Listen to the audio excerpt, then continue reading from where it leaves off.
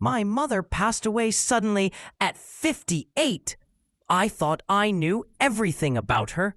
She was Donna Clark, an executive assistant who lived quietly in a modest home, spending her evenings reading and asking about my life during Sunday dinners. Then came the will reading. The lawyer handed me a sealed envelope containing an old photograph and a key. The instructions were unusual. Before I could claim my inheritance, I had to locate the man in the photograph and deliver the key to him. The man was a stranger. I had no idea that my mother had lived an entire secret life I never knew about. Before we continue, have you ever discovered something surprising about a parent or loved one after they passed? Share your experience in the comments.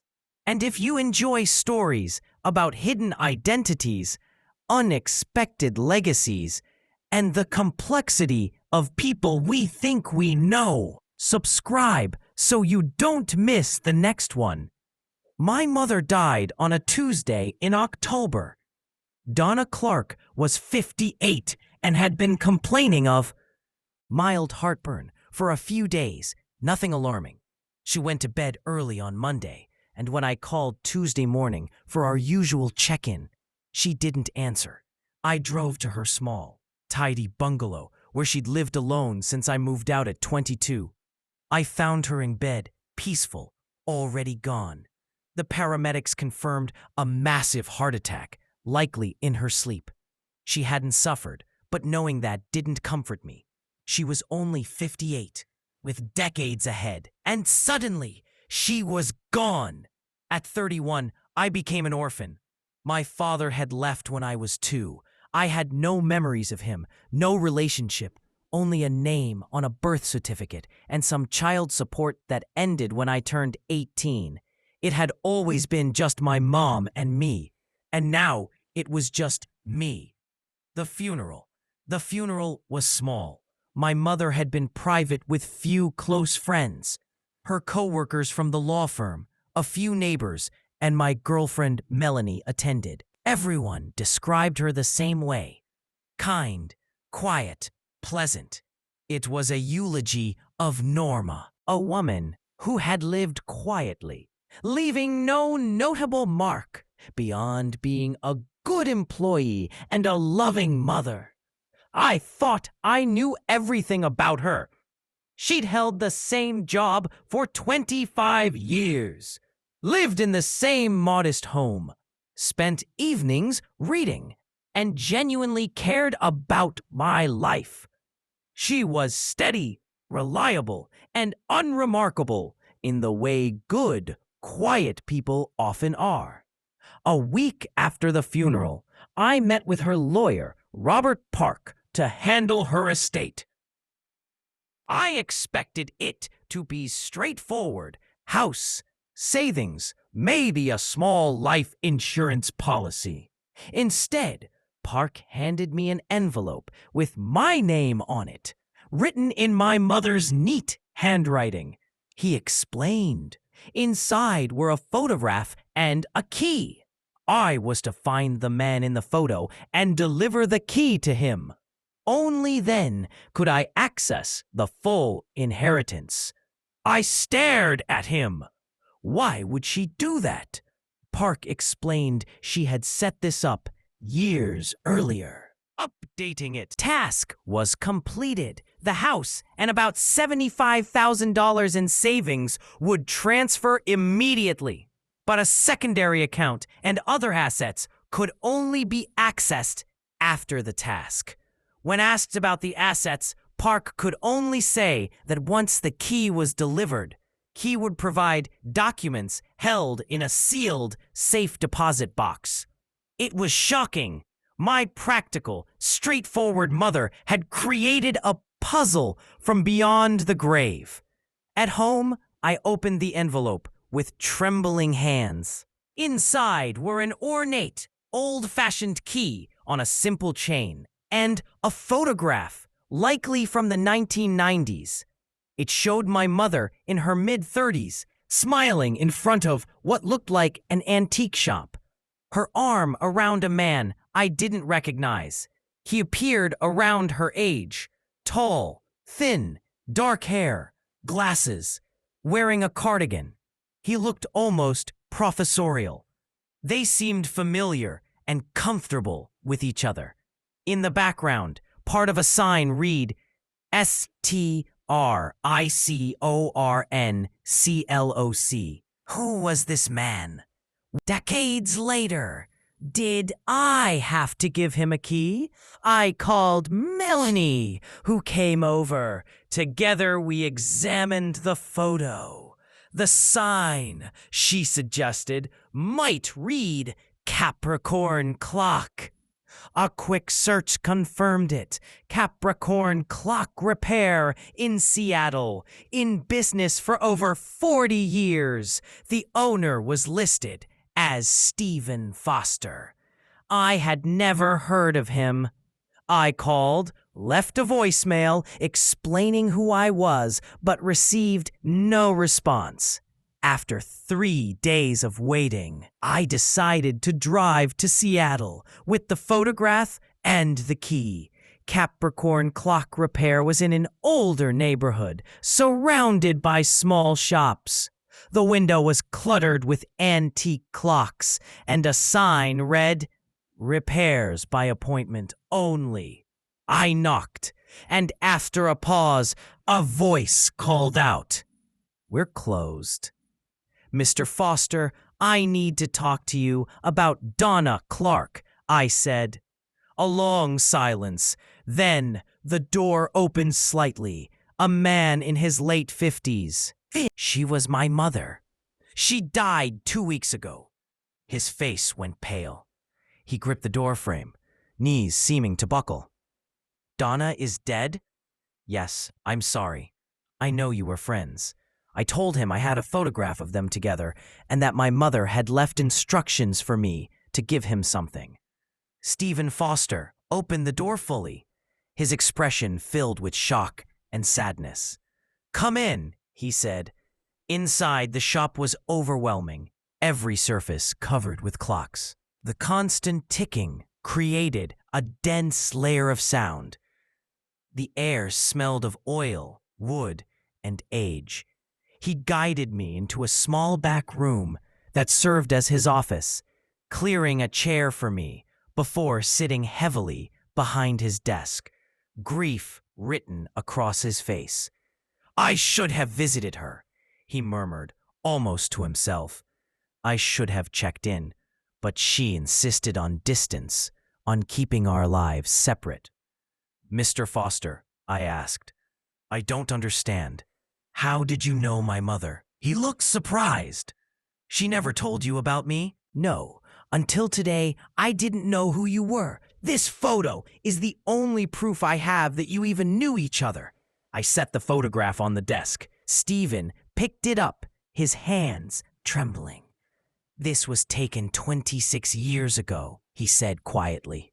"We had just celebrated the publication of her first novel. She was so happy." "Her novel? My mother wasn't a writer. She was an executive assistant." Stephen stared at me. "Henry, your mother was one of the most gifted writers of her time. She simply never told anyone." I was stunned. Before I could respond, he asked, "Did she send you with something?" "She always said that if anything happened, there would be a key." I handed him the old key. Stephen stood and walked into the main shop. I followed as he approached a tall grandfather clock, its carved wood looking far more valuable than anything else in the room. He inserted the key into a small lock at its base. A hidden panel opened, revealing a compartment I never would have found. Inside was a thick leather portfolio and several items I couldn't fully see. Stephen lifted the portfolio gently and handed it to me. "Your mother was M. Hicks," he said. "The M. Hicks. This is her legacy." I opened the portfolio. Inside were manuscripts, printed pages, contracts, letters, and on top, an envelope with my name on it in her handwriting. M. Hicks, I repeated, recognizing the name. She wrote The Distance Between Stars and Quiet Revolutions. And 10 others, Stephen said. 12 books over 26 years. All bestsellers, all critically praised, all written by your mother. I sat down on the floor, overwhelmed. M. Hicks was well known in literary circles, the kind of author taught in universities, interviewed on NPR, and analyzed for profound themes. And she had been my mother, a woman who never once mentioned she wrote a single page. I don't understand, I said. Why keep this hidden? Stephen sat beside me. She was terrified of being seen. She struggled with severe social anxiety. The idea of publicity, interviews, photographs, attention was paralyzing.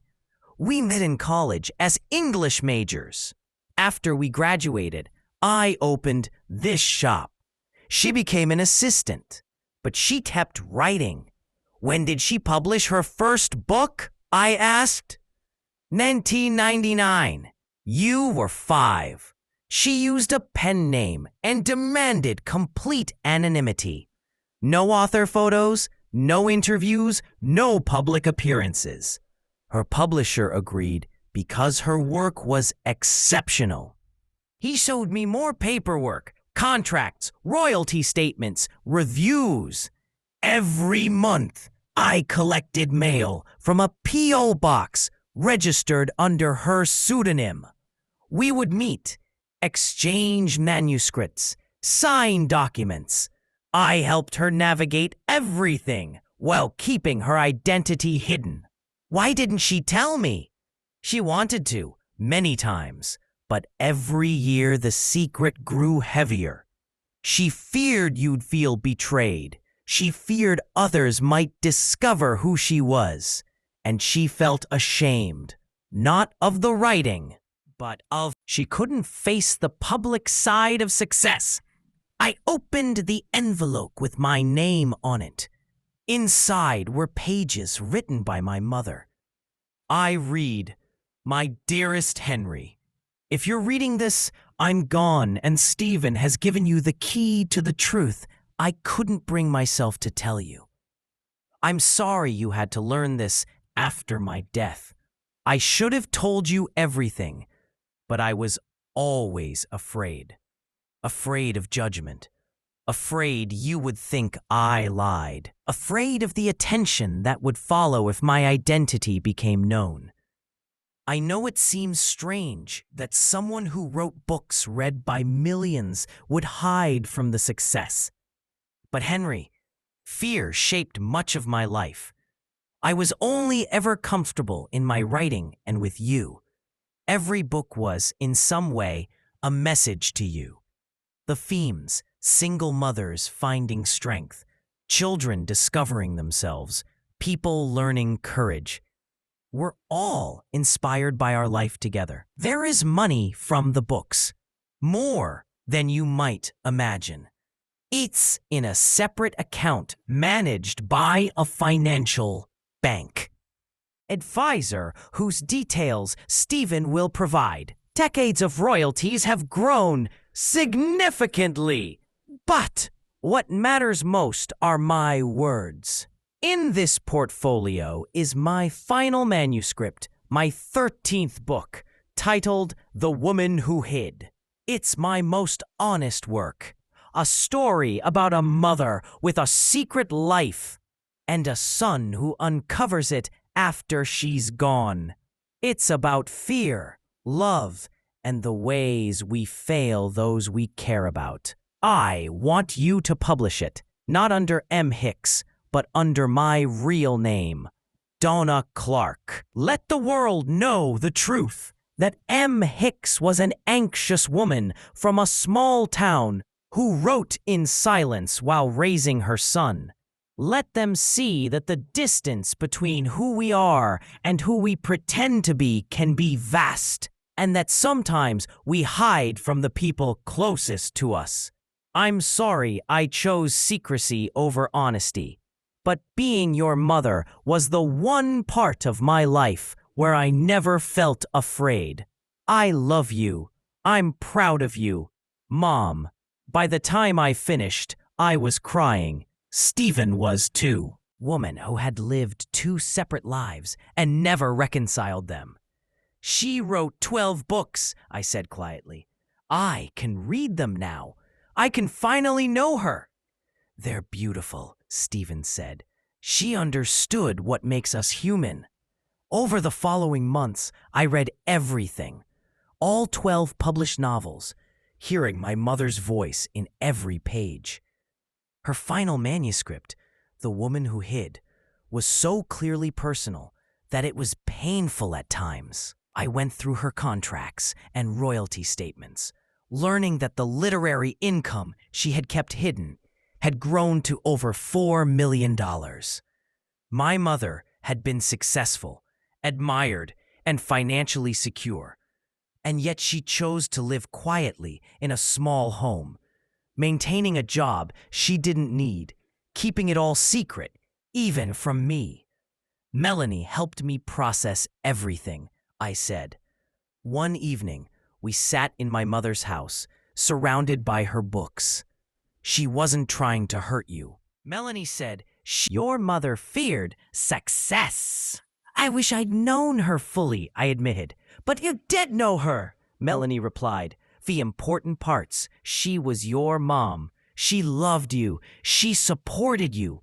Her writing was private, but you were her public world. Maybe she needed both. Stephen Foster became an unexpected presence in my life. We met regularly, and he shared stories about my mother I had never heard. Her humor, perfectionism, and the joy she felt when a difficult sentence finally worked. She talked about you constantly, Stephen told me. Every lunch, every meeting, your achievements, your girlfriend, your life. You were her favorite topic. Did she ever explain why she didn't tell me? I asked. She said she built a wall between her two lives. The longer it stood, the harder it was to tear down. She thought revealing her secret might collapse everything. Anonymity, separation.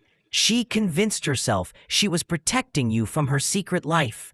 But really, she was protecting herself from being brave. 6 months after her death, I published her final manuscript under her real name, Donna Clark, not M. Hicks. I included a foreword explaining who she was, why she had hidden, and the significance of her work.